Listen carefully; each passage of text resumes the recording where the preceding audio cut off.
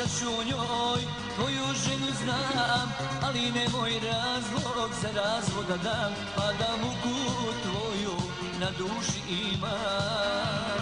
Pričam ti o njoj, tvoju ženu znam, to što ona radi gledao sam sam, ali da ti kažem, prosto me je sram.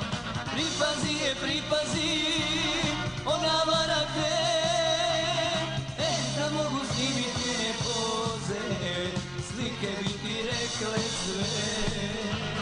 Izgazi je, izgazi, ona vara te, što samo nije moja žena, ubio bi u njoj sve.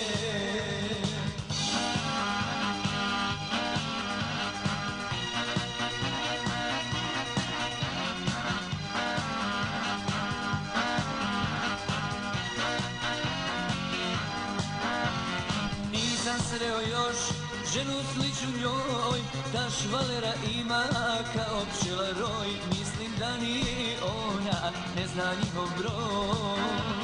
Pričam ti o njoj, tvoju ženu znam, to što ona radi gledao sam sam, to što tebi pričam, prosto me je sram. Pripazi je, pripazi, ona vara te, da mogu snimit njene poze, slike bi ti rekle sve. Izgazi je, izgazi, ona vara te, što samo nije moja žena, ubio bi u njoj sve. Da Bog da je apoteka menza bila, a ko bi rekao, vamo ne zna se hljeba najest, a gledaj šta radi. Ona se do duše pravda, bila je socijala kratka, pa morala zbog dječjeg dodatka.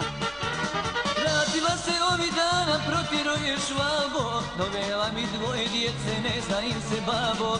Dok je bila u Njemačkoj trajala je ta romansa, sad na mene djecu piše, a liče na Hansa. Hej, hej, vas slobona, šta uraditi, kako ću ja tuđu djecu sada hraniti? Hej, hej, vas slobona, šta uraditi, kako ću ja tuđu djecu sada hraniti?